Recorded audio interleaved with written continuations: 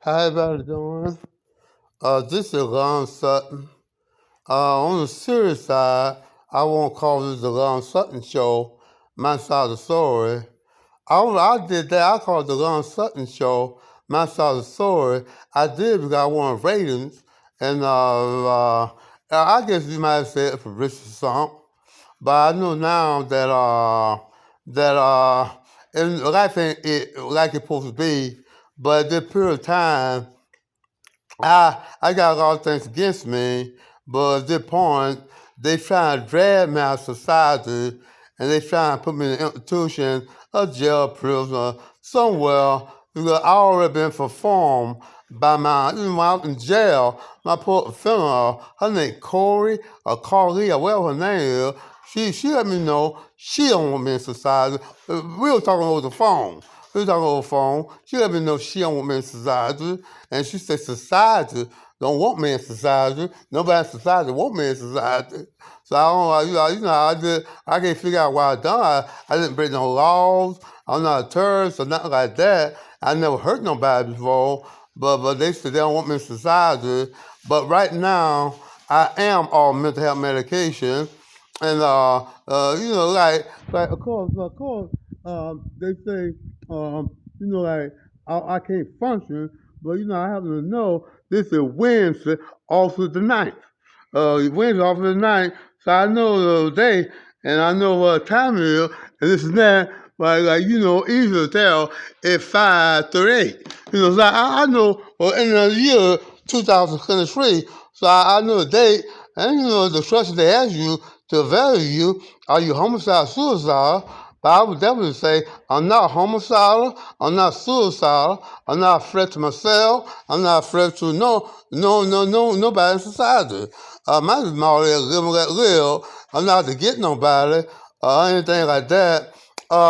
Yes, I would say I'm just hyper, but that hyper thing I got, that was sure if I was at hospital in about I would say about 3 months. It was sure I won't be hyper. I can move in a normal way. Sometimes hyperability might come not because your mind out of whack. It might come because maybe you're breathing wrong. My thing is, I was practicing on my breathing. I would breathe more slow. So that means I will walk in a slow way. I won't be walking in a speed way. These days, doctors today, when you talk to them, they'll say, well, you're very sick. You need medication because your mind moving too fast, which I do like a fast mind, and I can handle it. So I would say it's up to the people to determine whether or not I'm mentally ill or not mentally ill. I thought they might say who the president is. Well, I know President Biden. But the folks I didn't know, what time I didn't know, I wasn't watching TV. I was in jail, but I just heard President Biden is the president. But the vice president, I heard she was a black woman, but I really don't know her name, but she said she a black woman. I think I saw her 1 or 2 times on TV speaking out about certain things, but I knew who the president is. I knew it ain't George Washington. So, I'm pretty well mentally stable and this and that, but it don't, with those doctors, it don't matter. They think, they want to railroad me. I do things, I try to do things in a settled way, and we used to do things to my taste, to my taste, and, I did write, a lot of people read my song I wrote, because I wrote a lot of songs, but every time I write a bunch of songs, sometimes I got 30 songs, sometimes I got 60 songs, or 90 songs. But when I write songs, one song after another, when I write those songs, people read them, and so they take them from me. But all these songs I wrote, I always lose them. But I think the last CD I wrote, for fun, reasons, it's not nothing on sale. The public ain't got it, but a lot of people got it. I was hungry. I had in my roller, I had a roller where you put your strokes in and you roll it. I had in the roller, I had my son in the roller with my stroll, and somehow I was at the bus station It was the Link bus station. It was a city bus, not like the Greyhound bus. It was a city bus. And I got my roller in that seat. And I was tired and sleepy and walked left it. When I came back, my roller was gone along with my son. In my son, that's how I always lose my son. So somebody always get them. But once I roll, and of course, they're gonna make, like, so you're in a society that's full of racism, so they're gonna make people, kind of like, they're gonna make people kind of like angry about me writing that, because in society today, they got a role for the black men to play, and that black men don't play that role, they do things like false arrest them, they force them in institution, they force them to take medicine, and they force them to do things, and they break the law to get revenge on you. But me, I don't break the law for any reason, because I want to hold the law. But, they give you an example, like on one of my songs, I don't know word for word where it is, because I wrote a long time ago, but I did wrote a song called, "Hey Girl, I want to talk to you, white girl. White girl, I've been noticing you for a long time, and, like, you really blow my mind. I just want to know, can I make love to you?" "What do you mean I can't make love to you? You don't know me? What do you mean you don't know me? I can't make love to you." "You say you don't know me and you ain't gonna let me make love to you? I know your problem, girl. Let me tell you about yourself. You just won't let me make love to you because I'm black. Because I'm black. You won't let me kiss you because I'm black. Because I'm black." And they, right? Well, I wrote something like that. I don't know what I say, but something like that. And something like that, even though it's not a song on record, it's just a song that I came up with. It's not a song on record or nothing like that. Um, it's that song, words I came up with. That's the lyrics of that song. In that song, name of the song, "You Just Won't Let Me Make Love to You Because I'm Black." But that is the louder side of my songwriting.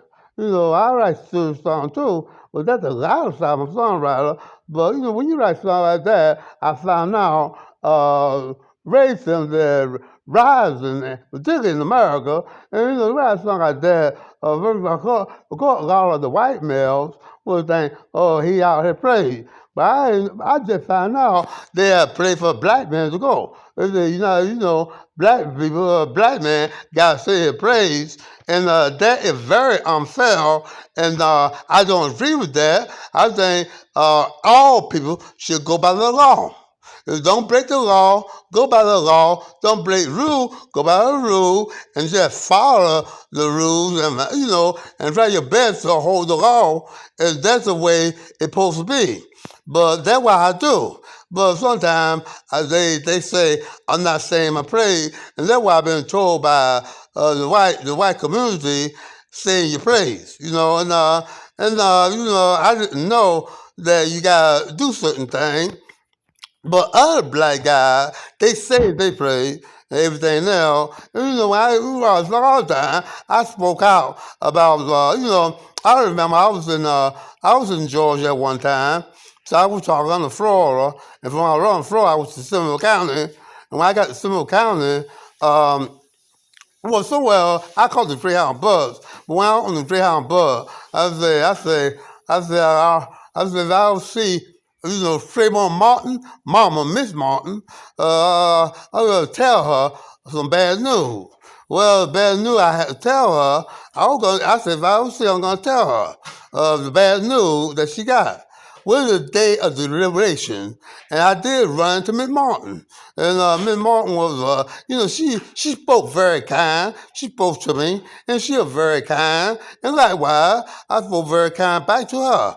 But then I recognized her from TV, so I was getting ready to tell her that justice won't be done. George Zimmerman will be found not guilty. But at that point, she was so nice and sweet and she was really like a Christian type woman. I didn't have the nerve to tell her that her son won't get justice. Her son will die in vain. Her son died in vain. The guy that killed her will walk away free. I have the nerve to tell her that, so I didn't tell her that. So I just say, have a good day, Miss Martin, and I walk away. So I didn't have the nerve to tell her that. But at that point, anybody, if I was on that time, I think I was on laptop, getting, I think I had internet, and I had a laptop, and on that laptop, I did speak out about that. Like, of course, I say that the Proville, George Zimmerman murdered Claiborne Martin. But at that point, people heard me on this thing, and nobody was telling how many listeners heard me say George Zimmerman murdered Claiborne Martin. And I say in the world today, I spoke out about the murder of how police murdered Michael Brown, and how police what they did to what's his name, Ronnie King. They beat Ronnie King pretty bad, and there's some guy was filming them, and they filmed the police. I think it was 3 cops. They were kicking Ronnie King. The man was healthy. He could not fight. He was healthy. He was down, and they kept on kicking him and hitting them and beating them, and they were really violating every standard that the law puts on hold. And they did. I think they did arrest the cop. Then again, what hit a nerve and what cut America in the face, and the citizen of America in the face. Not just black, but white too. They have, anybody that for any law-abiding citizen, they cut them in the face when those cops were found. They acquitted those cops. They don't call them do nothing wrong.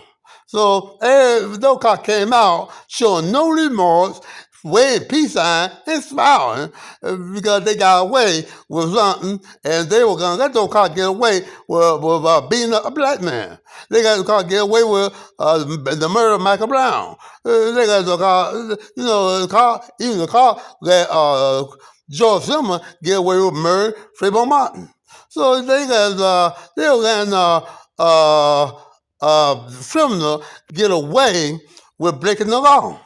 So I spoke out against that. There's a thing like that they call black people got to say they pray, so they don't allow black people to stand up and say that wrong. But maybe if a black person do something wrong to a white person, or let's say that black person did that white person wrong. Well, if black people do anything to a black person do something to a black person, I say if black person did a black person wrong, a white person did a white person wrong. But it don't matter what the race is, nationality, color, the belief organ they got. I'm gonna say they did wrong, and when I speak, I got to tell the truth. I got the people to know the truth. So I did stand up and say, no, that's wrong.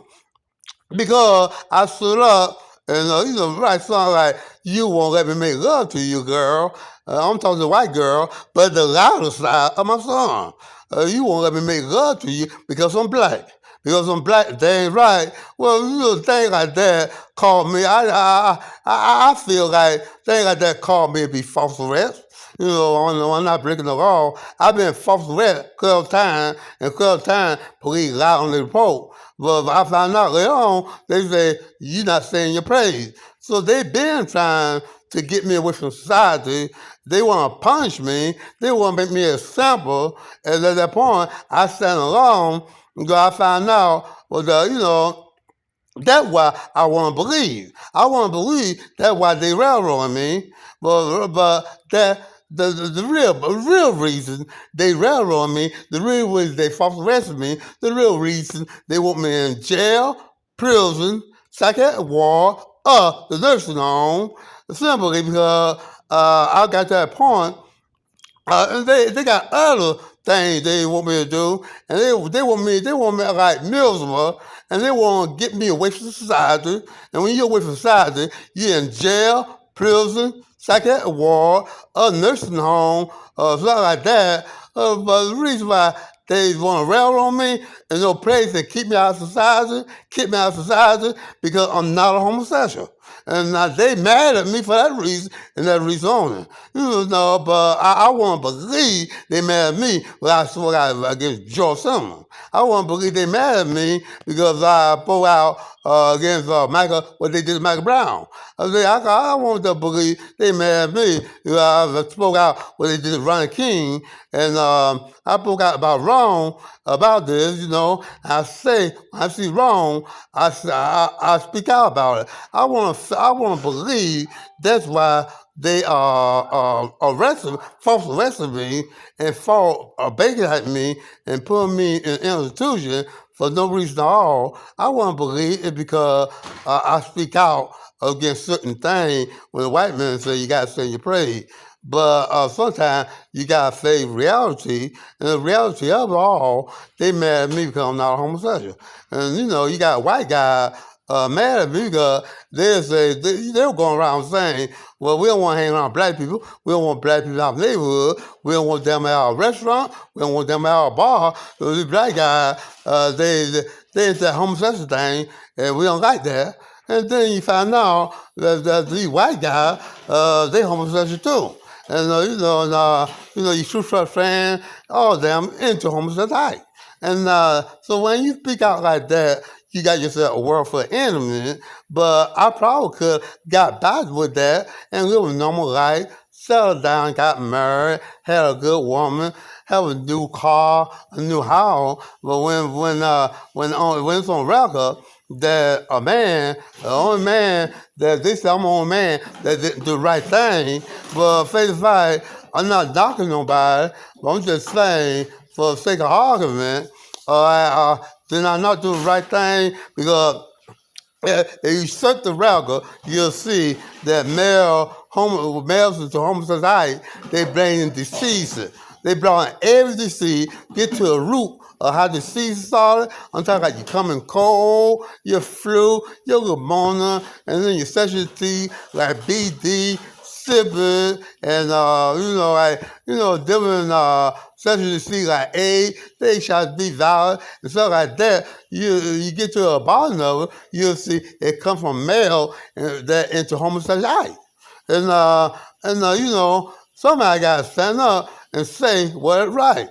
Well, my thing is, and I'll say it once again, and everybody hate me for it. My family, males and females of my family, I know they backstabbing me. I know that. I know they're not my friend. I know I got a long ways to go. I know that I may not never got that institution. But I know I'm headed there, and I know they laughing about, oh, go to the institution. Ha, ha, ha. It's funny to them, but it's not funny to me. It's sad to me that I got to spend the rest of my life in an institution when I got so much to give to society.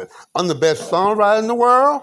I got so many qualifications. I'm the best lawyer in the world. I'm the best political mind in the world. I could do a lot to contribute to society. I could do a lot to contribute to society. I got a lot to me.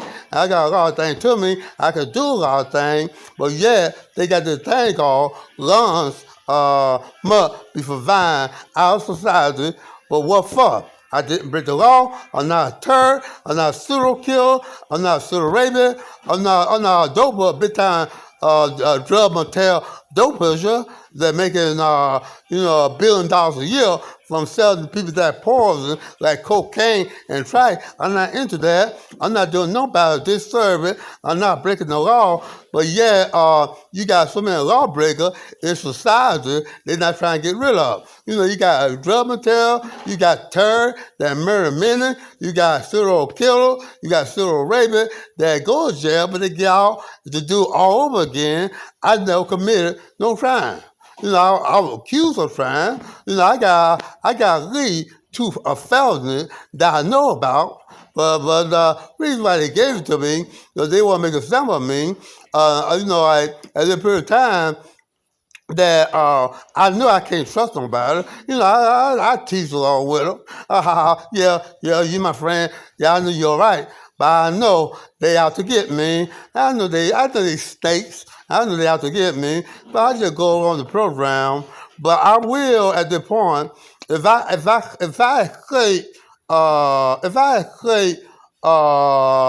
the second war, being took away from society, I'm gonna be homeless, and I might be homeless for the rest of my life. It's hard to get.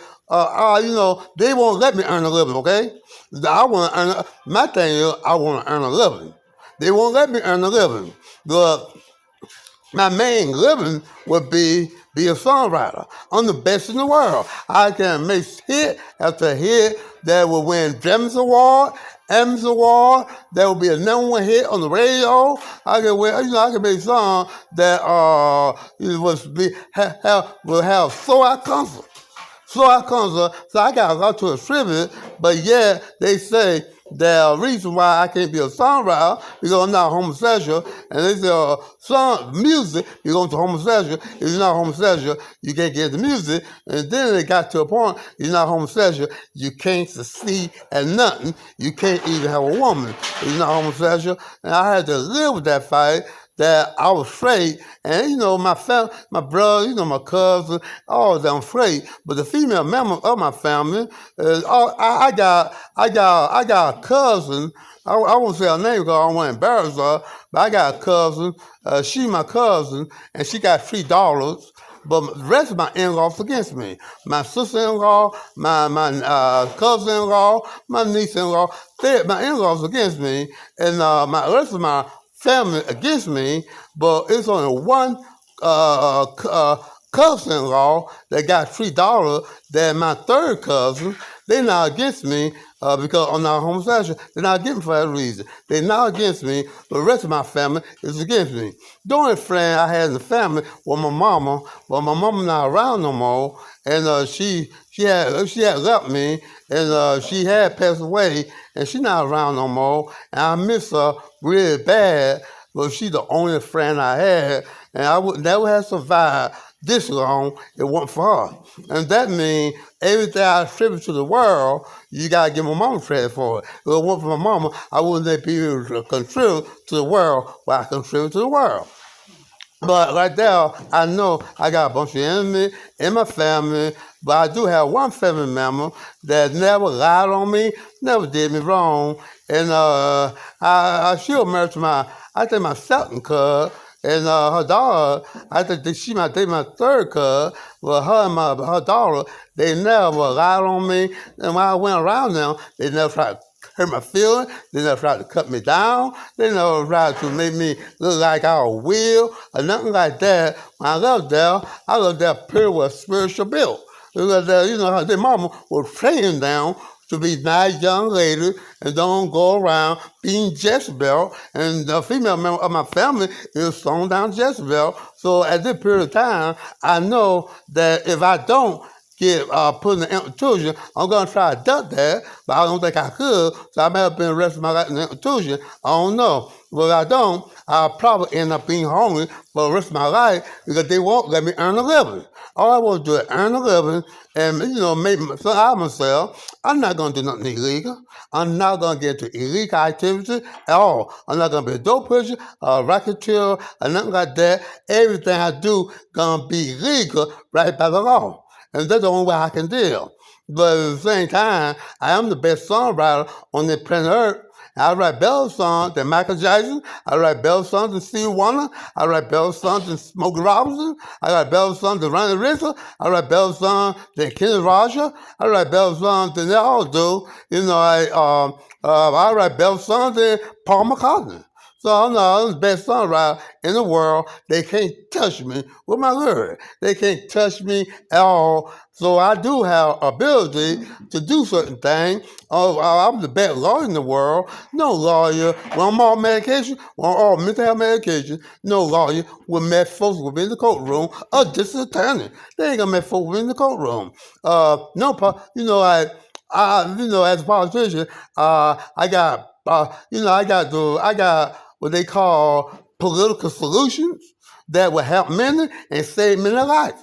And have a solution to get these homeless people in a home rather than keep them on the street so they can be arrested by police. So I got that too. If I nobody in the world can write better political speeches than me.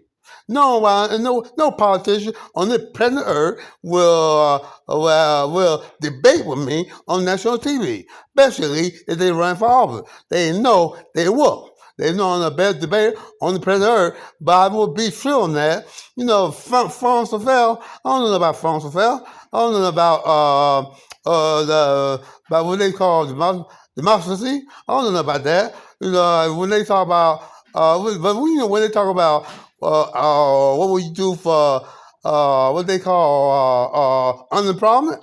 I got I can have debate on that. What you do for Social Security? I can have debate on that. What you do for EBT? I can have debate on that. What you can do is get the homeless off the street? I can debate. I can have debate on that. Well, things like the deficit cut. They might have millions of dollars, billions of dollars, $1 trillion. When they get to that trillion, I'm lost. I don't know what they're talking about. But when they get to a point where they say the homeless, what will you do to help them? I got a solution to that. So I got more solutions than any politician on planet Earth. But yet, with all the solutions I got, I should be a multi billionaire. But yet, I'm on Social Security. So I got to go through this because they won't let me earn a living.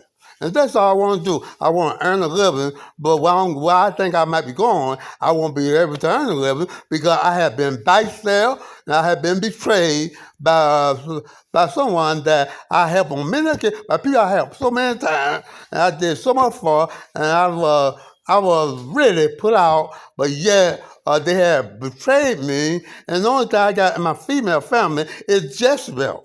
That's it. And I just tell the truth. The only decent people in my family were my mama, and my cousin-in-law, though. The only cousin-in-law, sister-in-law, what you might call my niece-in-law, whatever, and all my in-law is just one in-law in my family that didn't betray me, didn't backstab me, not like that. I won't call her name because, somebody left her name, it might embarrass her, but her $3, when I went around the hall, well, her and her $3 treated me very kind. They didn't try to break me down. They didn't go around lying on me. Look at Lon, he did that. They didn't put, a lot of people that put demonic ills on me. Some people call it roots. Some people call it witchcraft. But that is flowing, and it's very much alive in this world today. Like, so many witch doctor, I call that a joke. I didn't know it was real, but I had a female cousin that put roots on me, and I said, wow, you mean roots are real? I know the only way I can feel anything that somebody put roots on me. I said, divine isn't it real? You mean it's not a superstition? So it's been proven it is real. I mean, you can ask anybody on the planet Earth. You got politicians that use it. You got, spokespeople people that use that thing to win games or win boxing matches. You got politicians to win elections. You got businessmen that use divine illusion to make good business deals and put curses on people. As they put curses on people, they do get what they want.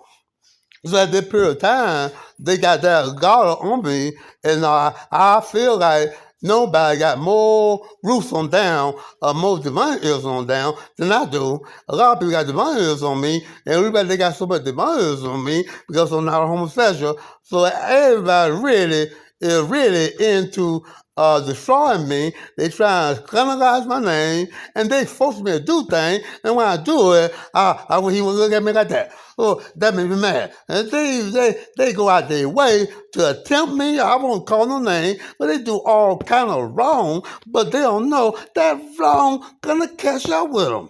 So I don't plan on being. If I put me in the psychiatric ward, I plan on being in society one day. I mean, I'm 68 years old, but you can never say I'm gonna die old man. Sometimes my youth leave me, better you come in, so I still got my youth. When I got all that when I'm on mental health medication, I lose my youth. That old age come out of me. I walk like an old man, I talk like an old man, I move like an old man, but when I get all that mental health medication, my youth come back. So that medication that actually killing me, that Resveratrol, Herodon, Pollution, stuff like that, is actually killing me. But believe me, I wouldn't survive this long if I didn't know what a friend was, if I didn't know what an enemy was. But in a period of time, I'm not gonna cut out before they expect me to cut out. But I knew I gotta go out to Orlando, Florida, and fade the heat. So I will be homeless and everything now if I'm not forced in an institution. So I'll be homeless, but all I really want people to do, like don't give me a handout. Let me earn a living. That's all I want to do. Earn me a living. And so far, in the land of liberty, they won't allow me to earn a living because I'm not homosexual. So I got a long way to go, and that's how it's gonna always be. My family and everybody else against me because I'm not homosexual, but I know a friend from an enemy. I know a lot of people, a lot of women, not only my family, they got daddy, brother, they got male cousin, they got things like male uncle, male nephew, male boyfriend, male husband. They got all these things. They rising against me. Why? Because they say they cousin, they male relatives, they male boyfriend, male husband, whatever, and they male son. They did it. I didn't do it, and they mad at me because I say my favorite line was, when it comes to sex, I'm only gonna share it with a female, and because of this, they put all kind of rules on me, all kind of demands on me, witchcraft, you name it. They did it to me, but I still stand by a fight. When it comes to sex, I'm only gonna share it with a female. So since I know who against me, at that point, I'm supposed to go to Orlando, Florida next month. But I'm just gonna face the heat before next month, and I'll be half Orlando. I don't know when, maybe in a week or two. I'll be half Orlando. But anyway, I'll be headed there before next month. And I will fade the heat, and I will go there where they tell me they're gonna take me. I will go there and just fade the heat. If they put me up and have me admitted, then that will be my home, maybe for the rest of my life. But maybe I might get out because this time they put me in a place called Tallahassee, Chattahoochee psychiatric ward in Florida, and they throw the case with me on that.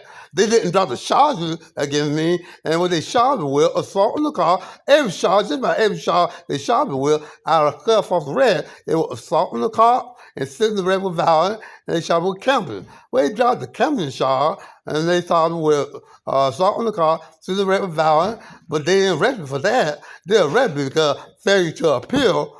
And for failure to appeal, I had the idea I supposed to appeal. Nobody told me I was supposed to be in the courtroom. I didn't know. How could I go to the courtroom and defend my effort when nobody tell me I supposed to be there?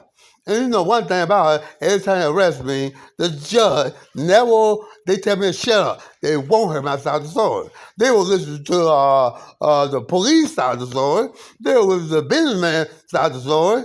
They'll listen to everybody's side of the story but me, but they won't listen to my side of the story. When I tell it's not true, they say, shut up. When I'm trying to tell my film, that's lie. I can prove it. Now shut up. They tell me, hey, I got someone on the phone. Hey, call me mom.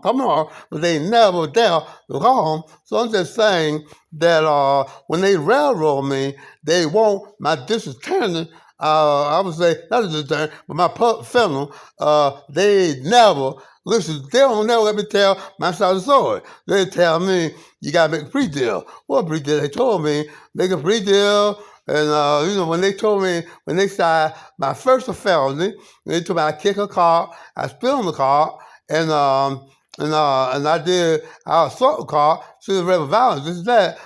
Then, at that period of time, when they told me all these things about what I done, they gave me a felony. It was a white female by the name of George Harbor. She gave me a felony without a trial. So for the rest of now, I can't get low income apartment now. I could get an apartment, but since they won't earn me a living, since I can't earn a living, I gotta settle for Social Security.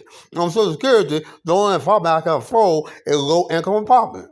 and they won't let me. I can't get low income apartment now because I got a felony. So they won't give me low income apartment because I got a felony. So I gotta just sit back and when I stay with my relatives, they get to a point they might go out of town, something like that, and rather than put them on the spot, I just cut on out and take off.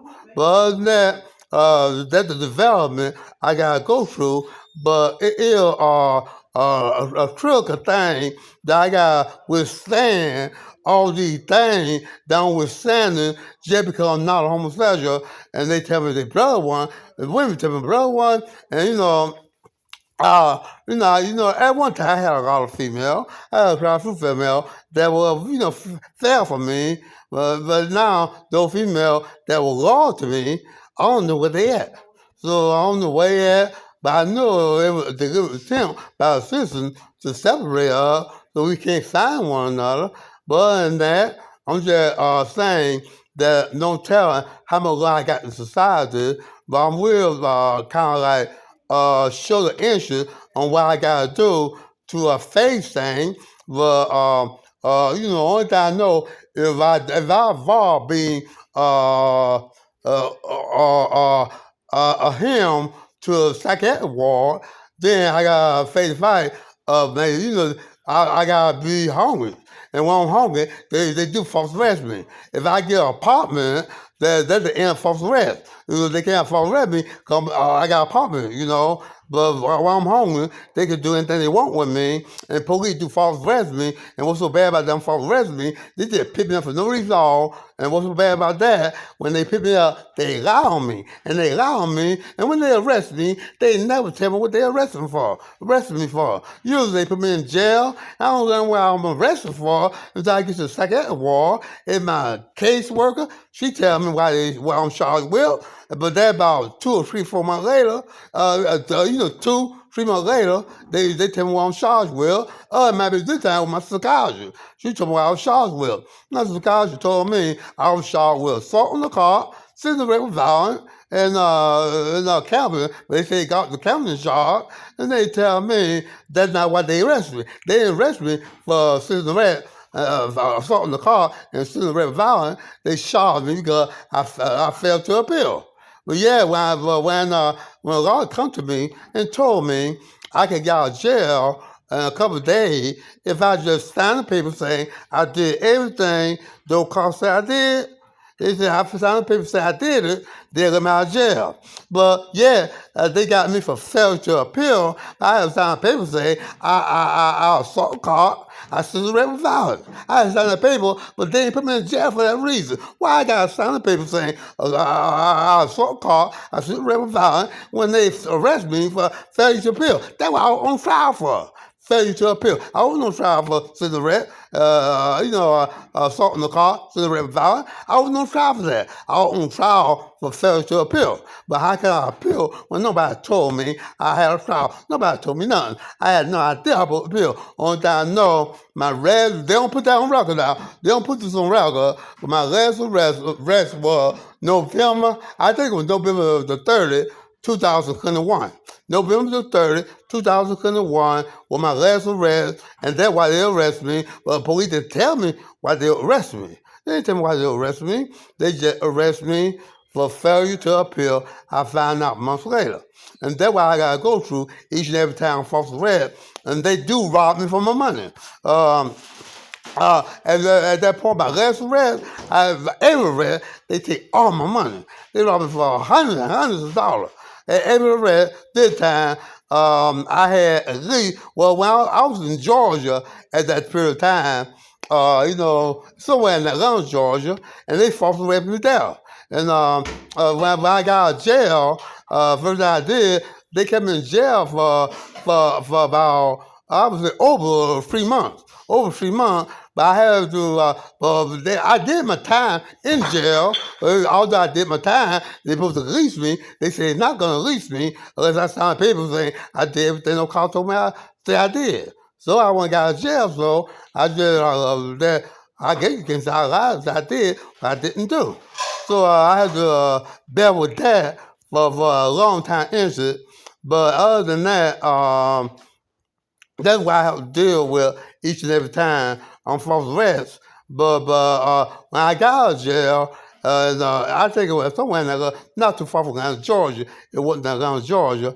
When I got out of jail, first thing I did, went to my bank. I draw out $1,100. Well, I didn't spend too much of that. And then when I got to Florida, I went to my bank. I draw $800. So I got a few things, a few things for my own thing to do that. So I had when police arrested me November the 30th, 2001, I had at least $800 in my pocket. At least $800 in my pocket.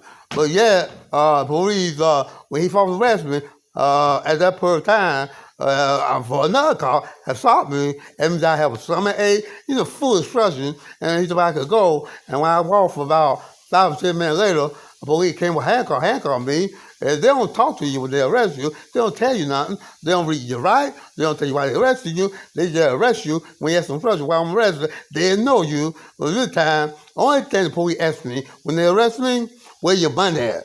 So this time, I was arrested November the 3rd, 2001. I told my money in all four of my pockets, my two front pockets and my back pocket. He said, you got any money in your shoe? I said, I got money in my shoe. As they handcuffed me, they took all my pockets and they looked at my shoe and got all my money out. And police counted my money, but I had at least $800. And when they counted my money, the first time they counted, it was $300 out of $800. They counted $355.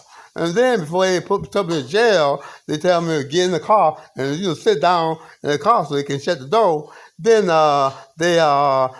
police are gonna count for you one more time. Well, this time it wasn't 350. It was 300. It wasn't 355. It was 350. And then when I got, they took me to similar kind of jail. When I got similar jail, they told me I had 340. And then they took me to Orange County Jail. From there, they sent me to Chattahoochee Psychiatric Ward for a definite period of time. And when I got there, they gave me a receipt that I had $326. But when I tried to go to the canteen, well, they don't feed you like my food. I tried to order something for the canteen. They said that I can't order nothing because the sheriff's department stopped my receipt. They stopped my money for coming in.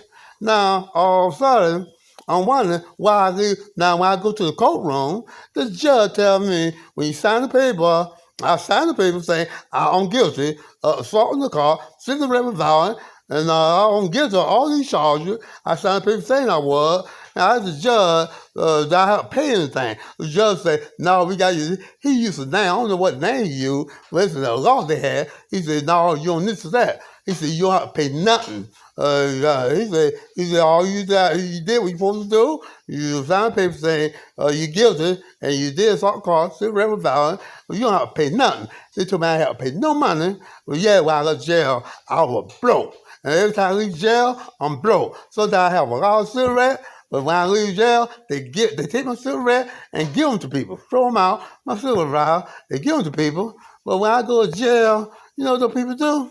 They take all my money. And I call WLTV Channel 9 with a story of the year. I call WES Channel 2 with the story of the year. Well, they said they don't want to deal with me. They already told me, if you're not homosexual, we don't give you news coverage. And then I found out later on, I think I found it from one of these stations. They did tell me, I said, what can I do to get press coverage? I called and I was out informed the only way you get press coverage is you got there and murder somebody. They said, you murder somebody, we'll give you press coverage. Well, I said, I'm not going to murder nobody because I'm not a murderer. They told me I didn't get press coverage, but that's the only way they told me I get press coverage if I murder somebody. I'm not gonna murder somebody for press coverage. But other than that, that's how the program works. It don't work. And so I may not know, I might talk to y'all a few more times, maybe one, two more times. I may not. But at the point, you never heard from me again, that means I'm in the psychiatric ward, I'm homeless on the street. I don't know where it's gonna be, but at that point, I know who my friends is. I know who my enemies is, and if I make it in the world, I won't have nothing to do with my enemies. I'll just deal with my friends because I know it's very critical for me to understand the truth of the matter. In the family, I got no friends at all. It's just it's just four family members. They my one is my cousin-in-law, but she divorced from my cousin, my second cousin, and her three daughters. They never did me a lick of wrong. They never said nothing bad about me. They never put the money on me. And when I go around now, they never try to hurt my feelings. They never say, oh, I'm going to come up there. You come up there. They never do that. They never say, oh, my own kind. They never complain about me or nothing like that. In fact, if anything, they try to encourage me. And that's when I don't get with nobody but in the family but them. But other than that, I say a lot, and I know a lot. I know a lot of people ain't gonna like what I'm saying, but at the point in time, I mean, I never say it again, but at the point, if I survived it, I win the battle, well, that means I got victory for only my friend. I know I got some friends out there. The reason I know I got friends out there because I was able to get all that medication when they had all that debunks on me. I was able to get all medication. Well, other than that, like you might say, well, he paranoid. He talking about somebody got demons on him. Well, what about this? Yes, you can say I'm paranoid because somebody got demons on me, but other people say it too. Preachers say somebody got the roof on, they got demons on people. But what about when the doctor when the doctor say, do you hear voices? And the doctor write it down. He hear voices, so he bipolar. He's schizophrenic. He hear voices. Well, all I heard preachers say, I heard this voice, and the voice told me this, and because the voice told me that, I'm still alive. I heard people say all the time, voices told them this, voices told them that, but nobody say they mentally ill. But a preacher always saying, a voice told me this, and that voice spoke to me, and they hear voices. Well, nobody pay attention to that. They say that's a good sermon. But with me, well, I tell them, when they tell me, do you have voices? I said, no, I don't. They say, you do. They put down paranoid, I'm a schizophrenia, and they give me diagnosis after diagnosis. Oh, I heard voices. So, of course, when I say they got demonic on me, they can very easily call that paranoid. But proof in the pudding, you got many people under influence of demonism. Many people. You can have, particularly Joe Winton. You got church people. You got word people. Well, I heard so many word people say, I know what they're doing to me. They put no rules on me. I know what I did. Married couple broke up. They put rules on them. So many people saying that demonism isn't real. Well, they don't get put in the psychiatric ward or nothing like that. But right there, I know if I win this battle, I know for a fact who my friends is, and I do not share my victory with my enemy. So I'm just going to keep on trying and keep on pushing. I don't know how many days I got in society, but I might have been in an institution, a jail, prison, nursing home for the rest of my life. At the age of 68, I don't know what in store for me, but I did my best to do right. I did my best to help others, and as I go forward, with not wondering what the future hold for me, well, I don't know, because only thing I know, I got nothing but betrayal that go around, and the one that betrayed me the most in my family, I give them money, a lot of money. I have my whole family. I have my family more. I have anybody on the earth. But but the word they use for me now, he a kind person. They got a name for me. They call me sucker. Look at that sucker. Give me money. And when they down out, they like your town. I give them money. Look at that sucker. So they look at the sucker. But the main thing, in my family, everybody but my mama, and the one I mentioned, my cousin and her three daughters, they don't mind me having a life for myself, and they don't mind me being happy. Well, the rest of my family do not want me to have a woman. They've been asking me from day one. We got to keep that man from a woman. We got to put diviners, we got to lie on them. But other than that, I'm looking forward to the future. I may not have a future, but as soon as the future get him, I know where I stand. But I may not have a future, but other than that, I did what I had to do. I did do. Only thing I could do is everything called when it comes to sex, I'm only gonna share with a female. But other than that, that's how the program works. So at that point, if I get a victory, I don't share a victory with my enemy. I keep away from my enemy. But I got friends out there. Hope I can find them soon. Everybody have a good day.